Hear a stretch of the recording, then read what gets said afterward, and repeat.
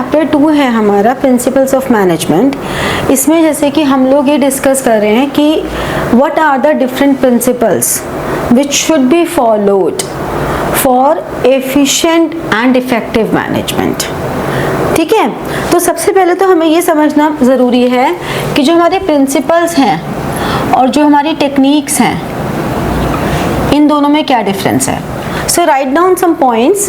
First point लिखोगे, principles are general guidelines to take decision. General guidelines to take decision, ये बिल्कुल general guidelines है।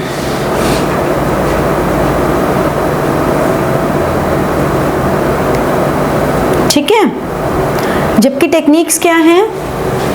Techniques are the procedures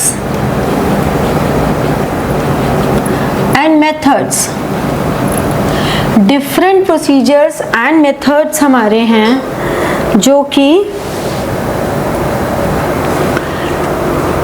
कोई भी गोल को अचीव करने के लिए हेल्पफुल होते हैं।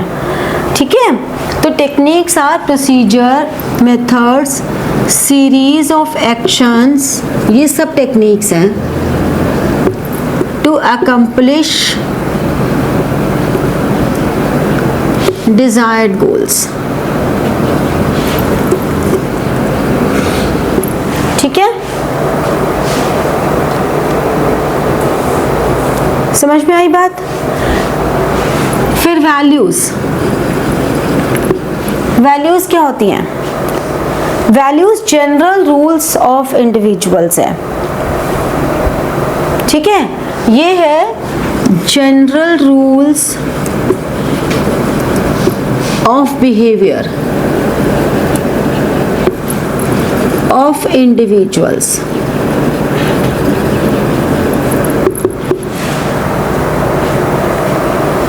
ठीक है, इन सोसाइटी एक किसी भी सोसाइटी में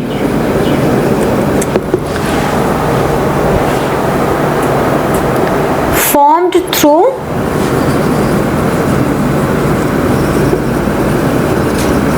कॉमन प्रैक्टिस। ये कॉमन प्रैक्टिस से हुए हैं, जबकि प्रिंसिपल्स जो होते हैं वो एक्सपीरियंस एंड एक्सपेरिमेंटेशन से डेवलप होते हैं।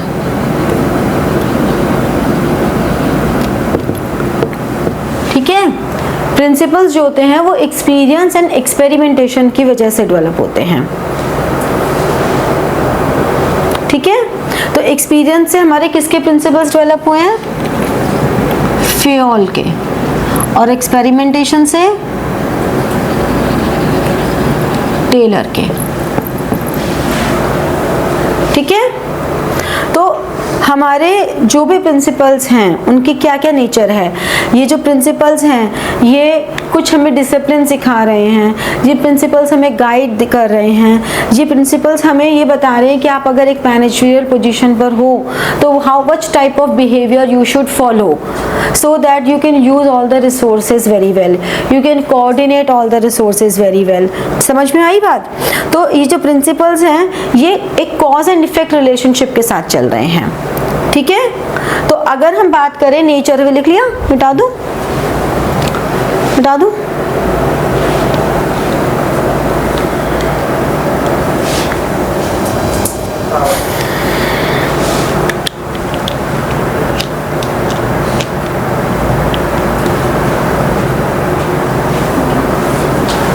हो गया बेटा?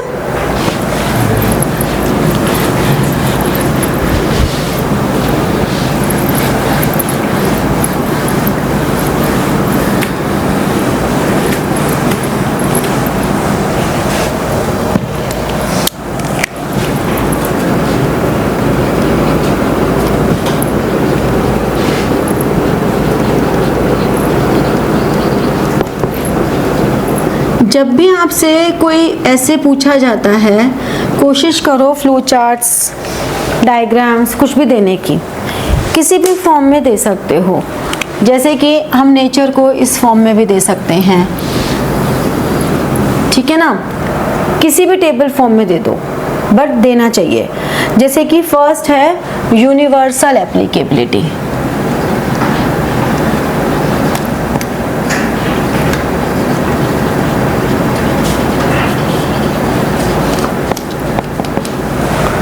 ठीक है, यूनिवर्सल एप्लीकेबिलिटी। यूनिवर्सल एप्लीकेबिलिटी का मतलब क्या हुआ?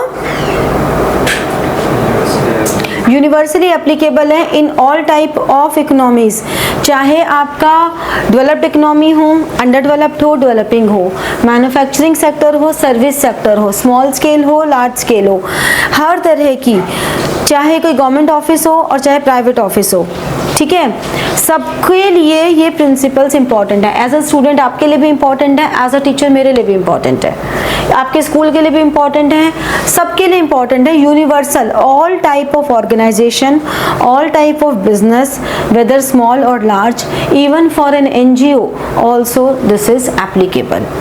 तो हर तरह की ऑर्गेनाइजेशन में एप्लीकेबल है। तो जब हम यूनिवर्सल एप्लीकेबल की बात कर रहे हैं तो ऑल टाइप्स, ऑल स्केल, ठीक है ना, इवन इन एनजीओ ऑल्सो, सब जगह एप्लीकेबल है, ठीक है। और ये कोई लॉ नहीं है, ये जनरल गाइडलाइंस हैं।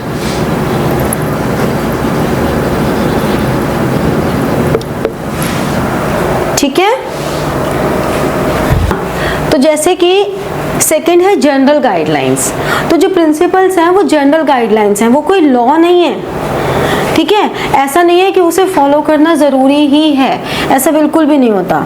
जनरल गाइडलाइंस हैं, आपको एक बिहेवियर दिया हुआ है, एक इस तरह की गाइडलाइंस दी हुई हैं जो एक रेडीमेड जैकेट जैसे होती है वैसे है कि आपको इजी रहे, जो भी हमारे चेंजिंग सर्कमस्टांसेस होंगे उनमें वो अप्लाई कर सकें, ठीक है। तो जैसे आप लोगों की बुक है ना, उसमें कुछ लाइंस हैं जो मार्क कर लो, जिसमें से पूछा ही जाता है। जैसे यूनिवर्सल एप्लीकेबिलिटी है, इसमें एक लाइन मार्क करो, the principle of management are intended to apply to all types of organisations, business as well as non business, small as well large, public sector as well private sector, manufacturing as well as the service sectors, ठीक है। समझ में आया? फिर इसके बाद इसी paragraph में एक लाइन है, this principle is applicable to a government office.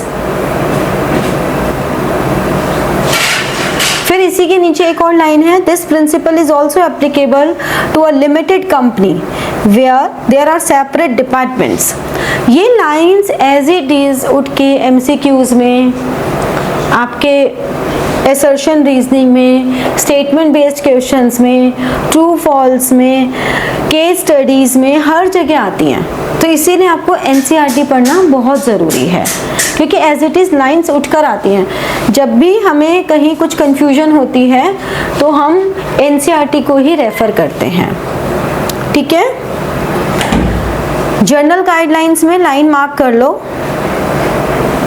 The principles are guidelines to action but do not provide ready-made straitjacket solutions to all managerial problems। ये एक रेडीमेड जैकेट तो है जो आपको प्रोवाइड कर दी, बट ये कोई सोल्यूशन नहीं है, 100% सोल्यूशन नहीं है, फुल प्रूफ। आपको सिचुएशन को देख के फिर अप्लाई करना है, ठीक है। इसके बाद इसमें एक और लाइन है, this is so because real business situations are very complex and dynamic, ठीक है। फिर नेक्स्ट हमारे पास आता है formed by practice and experimentation, कि जितने भी प्रिंसिपल्स हैं उनको हमने प्रैक्टिस से, जो फ्योल के प्रिंसिपल्स हैं वो प्रैक्टिस से, और जो हमारे साइंटिफिक मैनेजमेंट के प्रिंसिपल्स हैं वो एक्सपेरिमेंटेशन से, इनसे हमने बनाया है। तो जितने भी प्रिंसिपल्स हैं वो या तो एक्सपेरिमेंट से बने हैं या प्रैक्टिस से बने हैं। इसमें अंडरलाइन कर लो पॉइंट्स।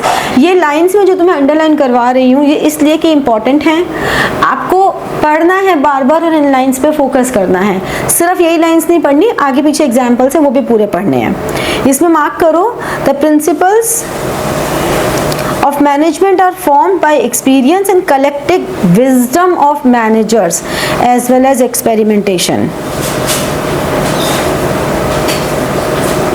ठीक है, जैसे कि एक हमारे पास प्रिंसिपल होता है principle of order. Principle of order तुम सबके घर में फॉलो होता है, सबको डांट पड़ती होगी जो चीज़ जहाँ से उठाई है वहाँ रखो, है ना, मिलती होगी ना ऐसे, यानी कि यथास्थान। प्रिंसिपल ऑफ ऑर्डर ये कहता है कि जो everything and everyone has a place, तो that should be kept at the right place where it should be. Every person should sit and work at the right place where that person belongs to. ठीक है ना, जैसे कि आपके घर में study table अगर होगी और आप उस पर बैठ के नहीं पढ़ोगे तो डांट, स्टडी टेबल क्या हमने ऐसे ला के दिए, तुम तो बिस्तर पे बैठ के पढ़ते हो, सोफे पे पढ़े रहते हो, ये कोई पढ़ने का तरीका होता है? जगह है पढ़ने की, वहाँ बैठ के पढ़ो, सुनने को मिलता है कि नहीं? रेगुलर है, नॉर्मल है, हर घर की कहानी है। आए तुमने बैग यूँ डाल दिया स्कूल से आते ही, तो भी सुनने को मिल जाता है। सही जगह रख दो बैग, फिर सुबह परेशान होगे, टाई सही जगह टांगो अपनी। तो प्रिंसिपल ऑफ ऑर्डर हर एक के यहाँ अप्लाई हो रहा है ना। तो ये क्या हुआ है, ये प्रैक्टिस से बना, धीरे धीरे प्रैक्टिस से बना, कि अगर ऐसा नहीं होगा तो बहुत टाइम वेस्ट होगा। ठीक है, तो वो टाइम वेस्ट होगा, उससे सेव करने के लिए हमें प्रिंसिपल ऑफ ऑर्डर दिया गया। ठीक है, नेक्स्ट हमारे पास आता है फ्लेक्सिबल। फ्लेक्सिबल का मतलब क्या है कि जब भी हमें ज़रूरत हो हम अपने हिसाब से उन प्रिंसिपल्स को अप्लाई करते हैं। ऐसा नहीं होता कि ब्लाइंडली फॉलो करा, जो हमने भी फर्स्ट पॉइंट में पढ़ा, इधर जनरल गाइडलाइंस हैं। ऐसा नहीं है कि आप कुछ भी करोगे तो आपको वही रखना है, रिजिडिटी नहीं है, फ्लेक्सिबिलिटी है। जैसे कि अंडरलाइन कर लो इसमें, the principles of management are not rigid prescription. अब असर्शन रीजनिंग में आ जाता है, the principle of management are prescriptions to follow. ठीक है, तो क्या कहेंगे हम, रॉन्ग है ना ये असर्शन, प्रिस्क्रिप्शंस नहीं है, ये रिजिड प्रिस्क्रिप्शंस नहीं है, which have to be followed absolutely. हम इस प्रिस्क्रिप्शन की हेल्प ले सकते हैं but as it is follow नहीं कर सकते। ठीक है, they are flexible and can be modified by the manager when the situation so demands. Mark कर लो ये लाइंस, जो लाइंस में बोल रही हूँ वो मार्क कर लो अपनी बुक में। ठीक है, जितने भी मैनेजर्स हैं उन मैनेजर्स को ये डिस्क्रिप्शन है कि प्रिंसिपल्स को किस तरह से फॉलो करें। फिर मेनली बिहेवियरल, आपके बिहेवियर को गाइड करते हैं ये, कि जो आपका बिहेवियर है, ह्यूमन बिहेवियर है, उसको कैसे हम मोल्ड करेंगे, कैसे वो काम करेगा। देखो इसमें भी एक लाइन लिखी है, it is not that these principles do not pertain to things and phenomena at all, it is just a matter of emphasise. उन्होंने सिर्फ एक एम्फेसिस दिया है कि ये चीज़ें हैं जिनको सोचना चाहिए जानबूझकर। ठीक है, तो mark these lines, it is not that these principles do not pertain to things. ऐसा नहीं है कि ये कुछ करने को नहीं कह रहे, कह रहे हैं, एम्फेसाइज भी कर रहे हैं। And phenomena at all, it is just a matter of emphasise. तो principles enable a better understanding of the relationship between human and material resources in accomplishing organizational purposes. ठीक है, मार्क कर लिया। तो बुक में आपके मार्किंग रहनी चाहिए, जिससे कि जितनी बार भी आप बुक पढ़ें आपको इंपॉर्टेंट लाइंस पता हों। ये वो लाइंस हैं जो मोस्ट ऑफ द टाइम आपके क्वेश्चंस में आती ही हैं किसी ना किसी फॉर्म में। ठीक है, हाँ। फिर नेक्स्ट हमारे पास है cause and effect relationship. Cause and effect relationship में क्या हो रहा है कि हमें जो भी सिचुएशन है उनका कॉज एंड इफेक्ट पता है, हमें ये पता है कि ये क्यों हो रही है और अगर हम इसको फॉलो नहीं करते तो इसका इफेक्ट क्या होगा। ठीक है, तो कॉज एंड इफेक्ट में लाइन करो, the principles of management are intended to establish relationship between cause and effect so that they can be used in similar situations in a large number of cases. ठीक है, इसी के 2 line के बाद एक line है, the principles of management are less than perfect since they mainly apply to human behaviour. तो perfect नहीं होगा, सबके अलग अलग होंगे ना, मैं सबके ऊपर सेम थ्योरी नहीं चला सकती, तुम सारे बच्चे अलग अलग तरह के हो। एक थ्योरी है 80% से कम आएगा तो रीटेस्ट होगा, ये एक थ्योरी है, बट फिर मुझे किसको रीटेस्ट में कैसा पेपर देना है ये मुझे सोचना पड़ेगा हर बच्चे के लिए। क्यों? क्योंकि हर बच्चा डिफरेंट है, लाइफ स्किल्स सबके डिफरेंट होती हैं। अब डिफरेंट होती हैं तो हमें अकॉर्डिंगली चेंज करने पड़ेंगे, तो हमें कॉज एंड इफेक्ट रिलेशनशिप होते हैं। ठीक है, इसमें एक और लाइन है नीचे, थोड़ा नीचे आओगे तो, in situations of emergencies it is desirable that someone take charge and other just follow।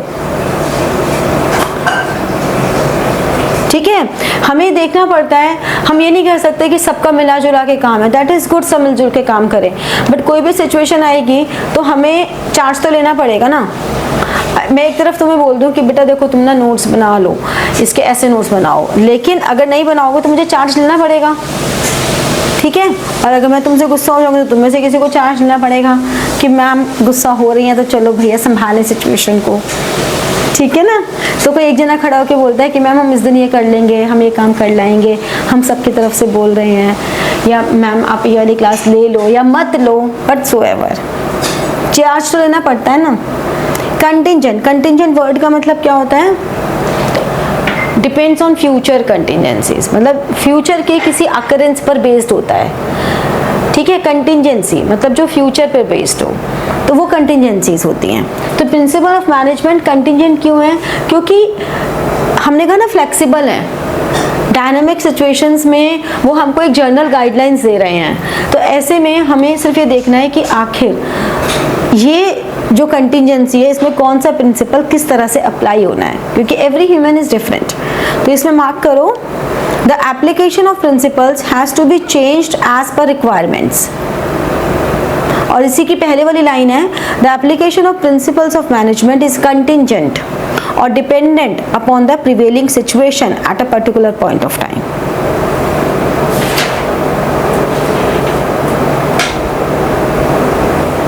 ठीक है, तो ये हमारी nature of principles of management है। आपको कई बार केस स्टडीज दे देते हैं, उस केस स्टडी में ये पूछ लेते हैं कि विच नेचर इज हाईलाइटेड, तो आपको ये कीवर्ड्स का ध्यान रखना है बस। ठीक है, कुछ कह रहे थे कार्तिक? नहीं, आपने पूछा ना, क्लियर है तो मैंने बोला हाँ। अच्छा ठीक है, नेक्स्ट टॉपिक हमारे पास आता है significance of principal of management. तो जब हम सिग्निफिकेंस की बात करते हैं तो देखो, जैसे उसमें हमने जो फ्लो चार्ट बनाया था वो ऐसे करके बनाया था, यहाँ पे हम ये इसको ऐसे भी बना सकते हैं, तुम किसी भी तरह से बना सकते हो, तुम इस तरह से भी बना सकते हो। बस मेक इट अ हैबिट कि जहाँ भी आपसे पूछे जा रहे हैं ज़्यादा पॉइंट्स, हमेशा कोई ना कोई तरह का फ्लो चार्ट ज़रूर दो। It looks your answer sheet very attractive. ठीक है, अब जैसे कि इसमें फर्स्ट पॉइंट है, providing managers with useful insights into reality. मतलब ये मैनेजर्स को एक यूजफुल इंसाइट दे देता है जो रियलिटी में उनके काफ़ी हेल्पफुल हो जाते हैं। तो जो रियल वर्ल्ड सिचुएशंस हैं उनको, जैसे कि आपको मैंने कहा ना कि एक प्रिंसिपल ऑफ डिसिप्लिन होता है। प्रिंसिपल ऑफ डिसिप्लिन क्या कहता है कि everyone should respect there commitments. अगर एम्प्लॉयर ने कोई कमिटमेंट दिया है कि इतना अगर प्रोडक्शन करोगे तो हम आपको बोनस देंगे, तो दे शुड रिस्पेक्ट। अगर एम्प्लॉयज ने ये कमिटमेंट दिया है कि आप ये प्रोजेक्ट ले लीजिए, हम पूरी हेल्प करेंगे कि इस प्रोजेक्ट को ऑन टाइम हम डिलीवर कर दें, तो they should follow this commitment. तो ये हमारा प्रिंसिपल ऑफ डिसिप्लिन है। तो ये रियल वर्ल्ड सिचुएशन होती है ना, तो इन रियल वर्ल्ड सिचुएशन को हैंडल करने में ये प्रिंसिपल्स हमारी हेल्प करते हैं। ठीक है, तो जैसे अंडरलाइन कर लो इसमें, adherence to these principles adherence का मतलब हो गया फॉलो करना, मानना। Adherence to these principles will add to their knowledge, ability and understanding of managerial situations and circumstances. ठीक है? It will also enable managers to learn from past mistakes and conserve time by solving recurring problems quickly. ठीक है, pencils तो और भी हैं वहाँ पे, ले लो। अरे तो किसी की भी हो, क्या ही फर्क पड़ता है बेटा, तुम ही लोगों के लिए रखी हुई हैं। समझ में आई ये बात? सेकेंड हमारे पास आता है optimum utilisation of resources and effective administration.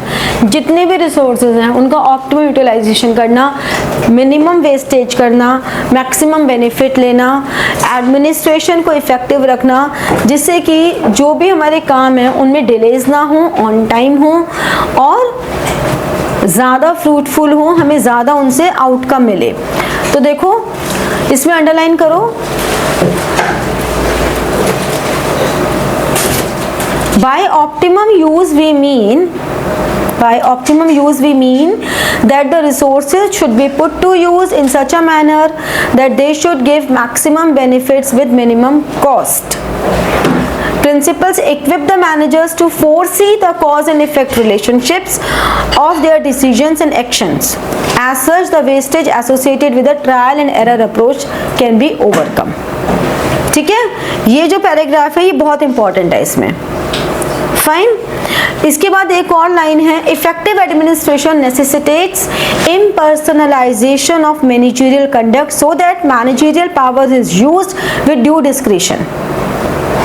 ठीक है, तो जितने भी हमारे मैनेजरियल डिसीजंस हैं उनमें जो भी मिस्टेक्स हो रही हैं उनको ठीक करना, उन मिस्टेक्स को ओवरकम करना और उनको फ्यूचर में रिपीट ना हो, इस तरह से हम जो भी मैनेजरियल स्किल्स हैं उसको इम्प्रूव कर सकते हैं।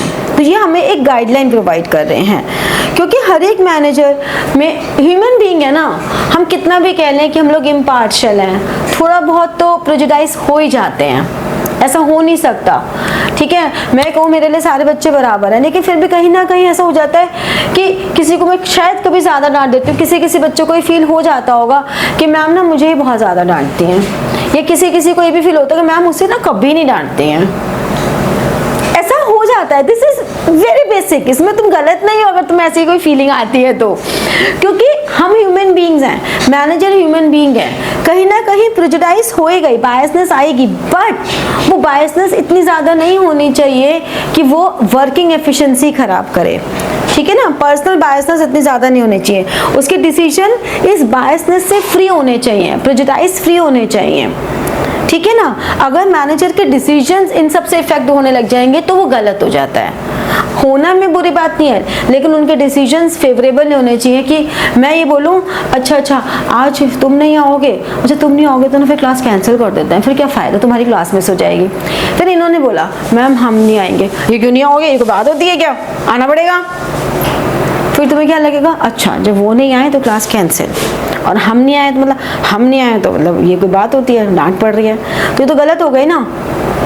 तो ये डिसीजन नहीं होना चाहिए। ठीक है, तो कुछ भी करके एडमिनिस्ट्रेशन इफेक्टिव तब होगा जब बायसनेस नहीं होगी, और अगर है भी तो वो डिसीजंस में नहीं रिफ्लेक्ट होनी चाहिए।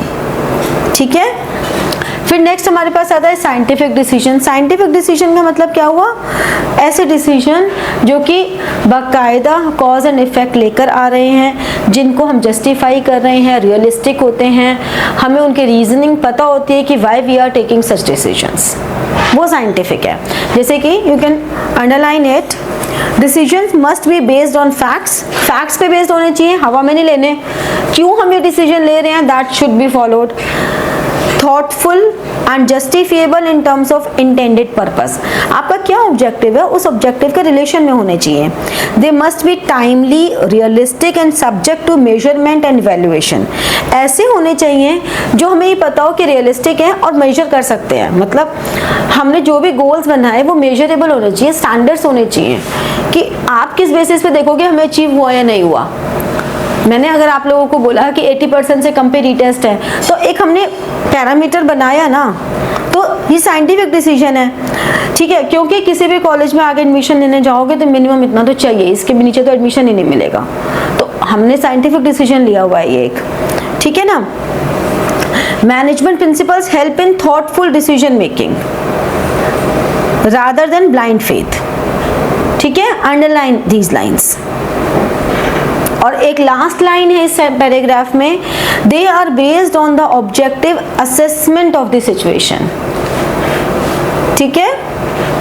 फिर नेक्स्ट हमारे पास आता है कि मीटिंग चेंजिंग, हाँ बेटा अभी जो आपने बोला रिपीट करने को, लास्ट लाइन है इस पैसेज की, they are based on the objective assessment of the situation, बस।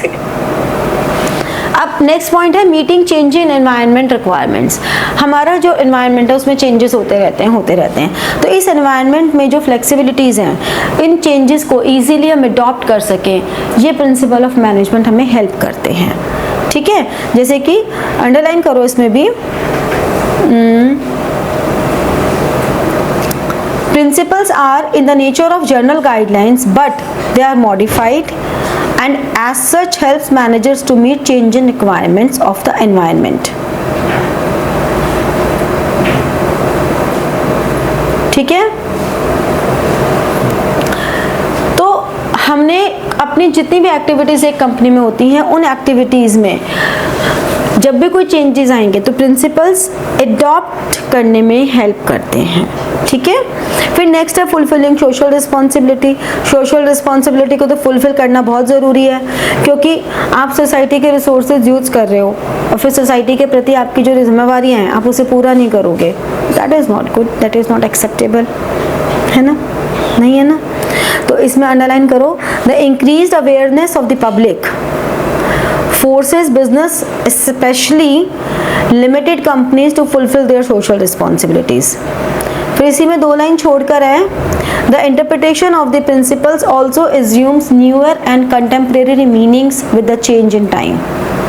So if one were to talk of equity today, it does not apply to wages alone. अगर हम इक्विटी की बात करें तो सिर्फ वेजेस की बात नहीं कर रहे।